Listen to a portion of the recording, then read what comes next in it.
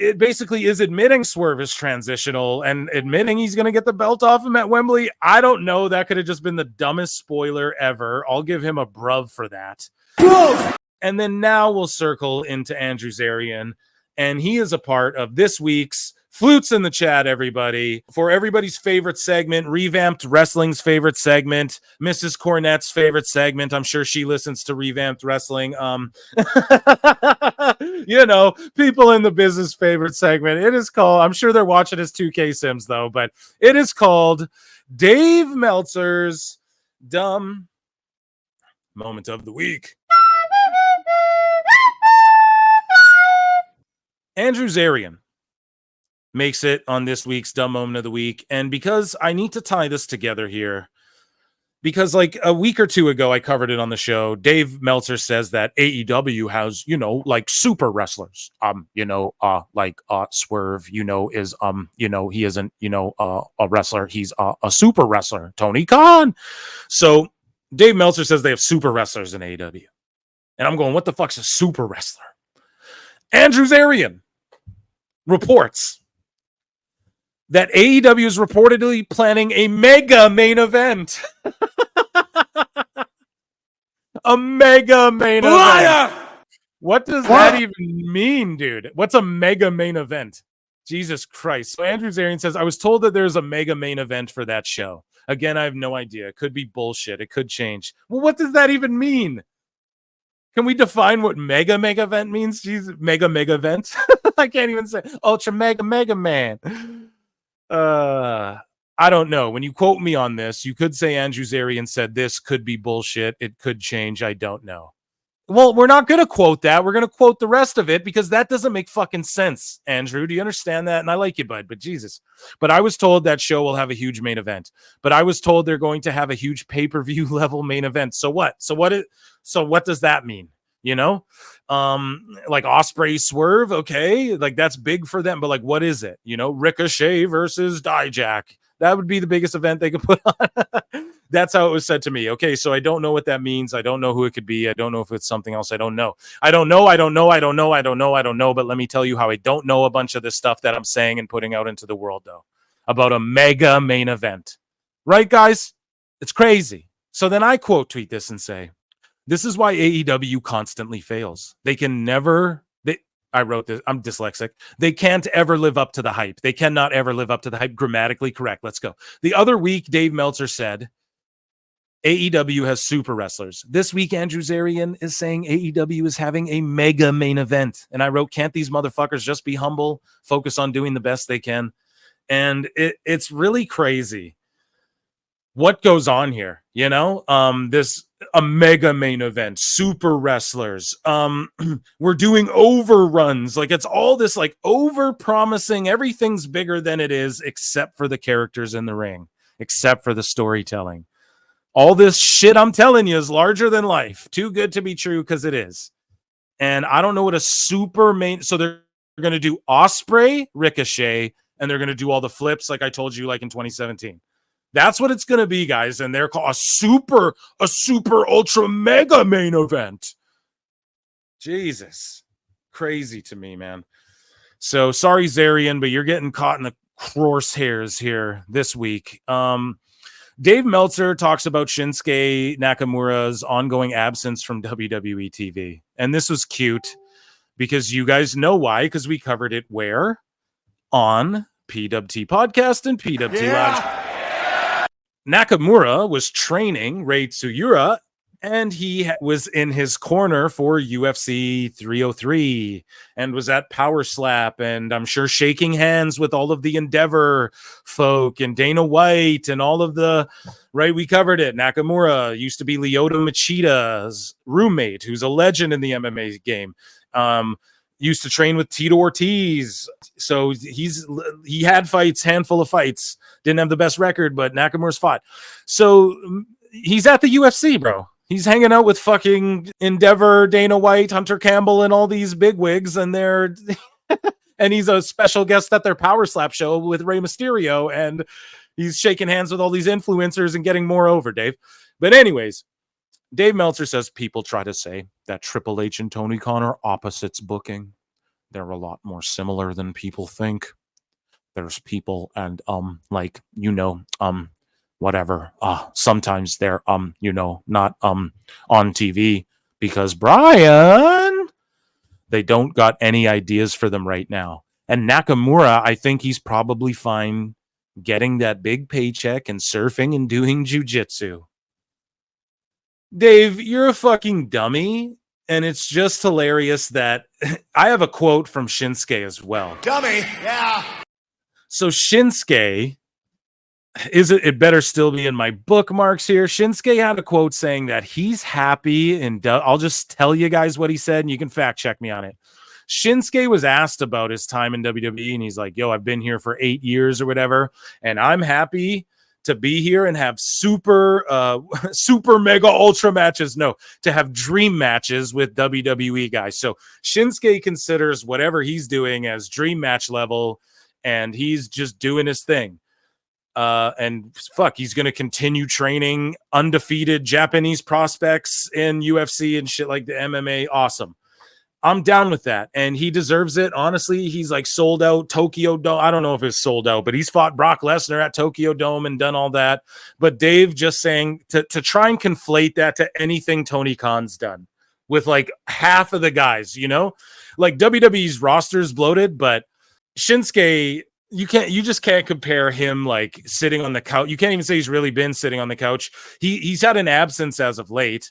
He did a job recently, but you can't compare that to all the people on AEW's roster. Like there's so many people on that roster. And then to compare Tony Khan to Triple H and they're not alike. No, like this is what Dave meant to say. They're similar in that they'll pay people to sit home and that there's wrestlers who don't mind getting paid to sit home. That's what he meant to say, but he's a fucking idiot, and he doesn't know how to word these things because he's a fucking mushmouth marble brain. So Dave Meltzer, speaking of which, believes that ladder matches have become oversaturated in AEW and WWE recently. But he wouldn't be saying that if there weren't a ladder match every fucking... Tell me all the ladder matches in AEW. Don't they have one like every 2 pay-per-views, I feel like? Now, they had one, I think, at NXT or something recently, or like a couple months ago. Now they have one in WWE for Money in the Bank, but this is like an annual tradition here. So I don't know. I'm not groveling about it. You know who doesn't do ladder matches? TNA, though. They'll pull that Ultimate X shit out, and you got to applaud them for that. But anyways, Dave says we need fewer ladder matches. People see them every week, so it's not like they're these big draws. Well, Dave, if Forbidden Door, why would Forbidden Door shoe in a ladder match right when Money in the Bank's about to go down? So tell that to Tony Khan, dude. Say, Tony, be original and don't copy what they're doing in the same fucking 3 weeks or whatever. Anyways, we've got 2 more coming this week. 2 straight AEW pay-per-views with ladder matches. There you go. So 2 in a row AEW. So you mean, Dave, AEW's oversaturating the ladder matches? NXT had the ladder match at the last show. I think the match on the AEW show would have been a fantastic match with those 6 guys. Absolutely fantastic with no ladder. No, Dave, that's where you're wrong. And it would have been a safer match. It's not like the ladder is such a unique gimmick that more people are buying the show to see a ladder match. I disagree. I get hyped for ladder matches. If it was one ladder match a year, I could see the argument. Well, that's what WWE does, except for NXT, which isn't main roster level, Dave. So, again, you're talking about AEW. You're not actually talking about WWE here, Dave. You fucking idiot. That was a 15-match show. It wasn't the main event. It wasn't the semi. How many down as far as the interest level? You know what? 5, 6, 7 down the list. Yeah, so he's talking about AEW. He's not really even talking about WWE there. Dave says there's no way to do any follow-up to the MJF Cole feud now that MJF is using Cole's moves because he's hurt. So because MJF's using his moves, and Shut Up Meltzer said, what, we DM now, but he don't want to come on the show because he just doesn't want attention on him. But we have a direct source now to the best Meltzer coverage in the land, PWT universe. So let's go. The legend, Meltzer said what? Anyways, though, yeah, Meltzer just talking bullshit here. Now that MJF's doing his moves, they can't feud, or I don't know. I don't know if Adam Cole's ever coming back to wrestling. It's a shame. And he hit the Panama Sunrise, hit the Brainbuster, got the pin, and it was... Yeah, he's using Adam Cole moves. Good basic opener, yeah. Yeah, so I think there's a story there. Well, when Cole's back, I mean, I asked the question last night with Tony for a reason. Like, what's your philosophy when someone gets hurt? I mean, is it just starting up again when they came back? And he said, well, Every situation is every different. situation is different. But I think that it doesn't make any sense for Cole to come back and not continue this thing with MJF. They shot the big angle, and Yeah. there's been no follow up because he's been hurt. Well, he can't wrestle, so how can you follow up? You have to wait. Well, Dave, you say that, but you know what? CM Punk can't wrestle either. Boom. Well, how can he wrestle? Well, it's just all about the wrestling there. Oh, it's just wrestling. All we do is wrestle. Like, come on, man. Insane. And they've been doing that CM Punk Drew McIntyre feud for months now. Yeah, but that's an exception. Yeah, but that's an exception. No, Dave, it's not. It's wrestling, bro. The fuck, man. Dave, it's not an exception, Dave. You can do. Dakota Kai was hurt forever as part of Damage Control. She wasn't fucking clean. And then when she wasn't in the ring doing bumps, and then as soon as there's ways to, and she was an integral part of that whole thing, kicking Bayley out of the fucking group. And as soon as she was healthy, then she fully physically turned on her. So there's another recent example. Like, Dave is fucked, man. He's fucked. I mean, you could do. It's an exception, but you can do it. Is my point. You can. It's not like Cole can't walk. Like, he's walking now. Okay, but the reason that you're doing it is because Punk keeps screwing him. You don't want, like, Adam Cole isn't going to cost MJF the match with Hechicero. Why? He was the devil who spent a year stalking MJF and then revealed himself, and then why wouldn't he? You know what I mean? That would be the. Well, he's not going to, but I mean, there are things that you can do to keep the thing alive while you're waiting for him to return. Or you could just have a surprise, a surprise return and have. Oh yeah, another surprise return, Dave. That's what AEW needs. Another good old surprise return. Jesus Christ. Nowhere. Rather than drag it out, and then by the time you get there, by the time you get to the match, you're already tired of it. The thing that's different with Punk and McIntyre, number one, is it's essentially because Punk keeps screwing him. That's the thing. But Cole can't keep screwing Max, because they don't want to beat Max over and over again. Certainly not with Hechicero. Why don't they want to beat MJF over? They don't need to beat him over and over again. Tell the fucking story. Look at Drew. Drew lose. He gets his comeuppance. He swerve. He cost this guy. Dave he lacks creativity.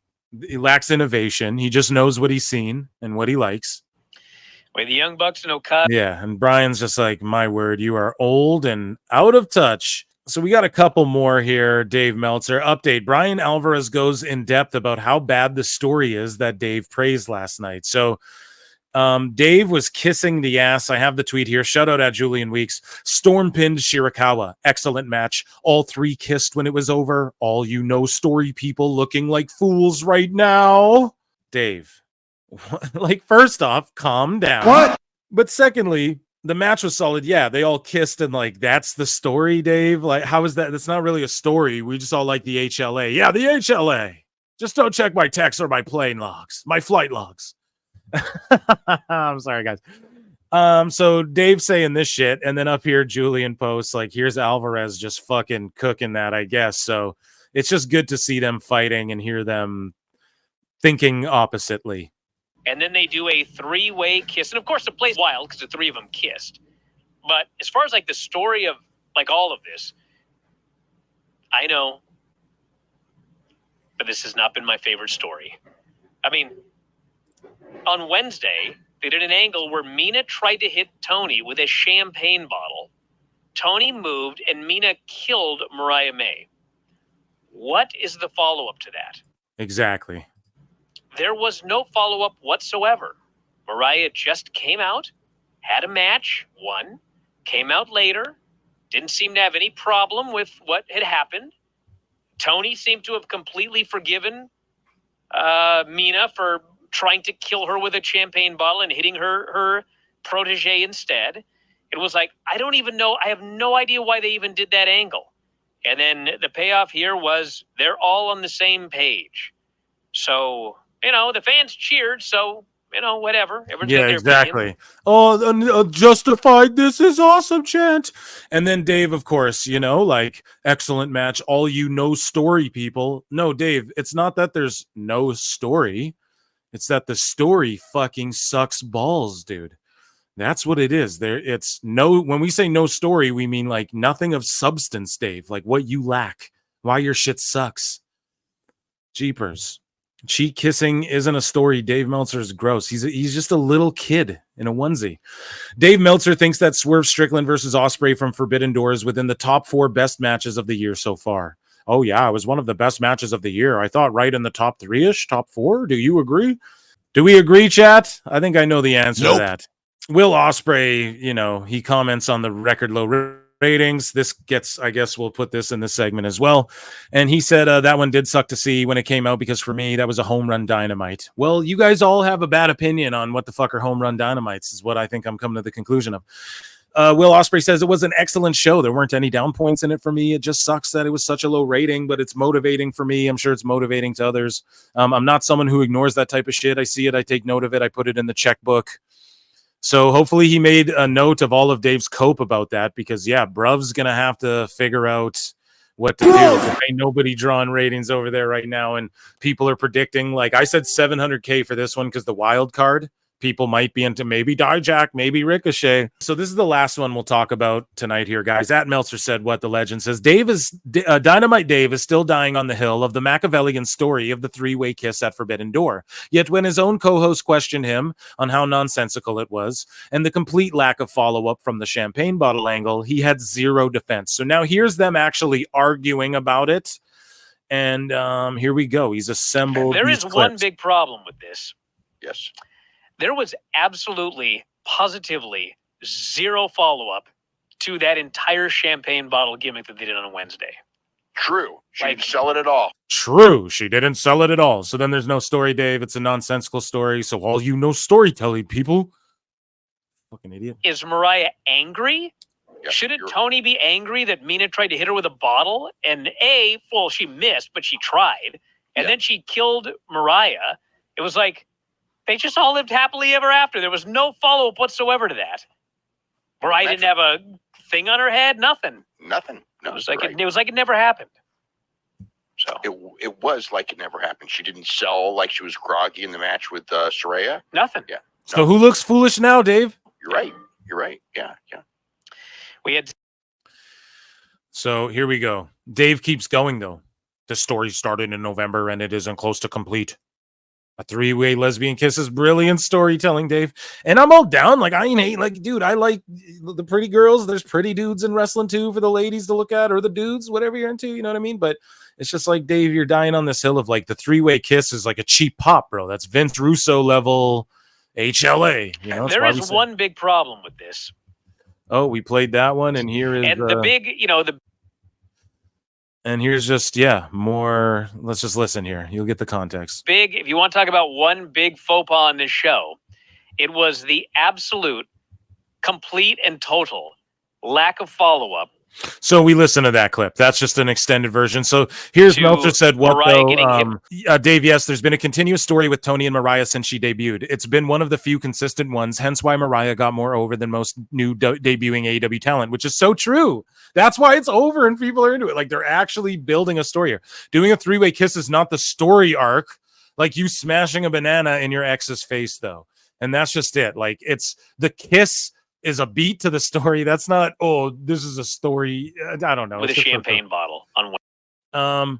Stormpin Shirakawa. Here we go. Sorry, we read that one. So here's someone tweeting out, no, really, I want to actually hear this. How is this a story? Where is the arcs? Where's the anticipation? Where is literally any real elements of a story? Right? Like, it's not like they even really built up to a 3-way kiss. They just did it, and everyone popped. Say what you want to say about the match. That's your opinion, but etc. Meltzer says they've been doing the story for months, evolved from Tony not giving her the time of day to making her a protege and star. But she didn't do that. How is she a star, bro?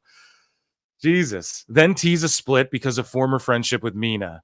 But since you never watched the show, of course you don't know this. But why would you comment? That's why I don't get it. See, just dismissive, just like that goofball in the chat earlier. You're just dumb because you don't think like me.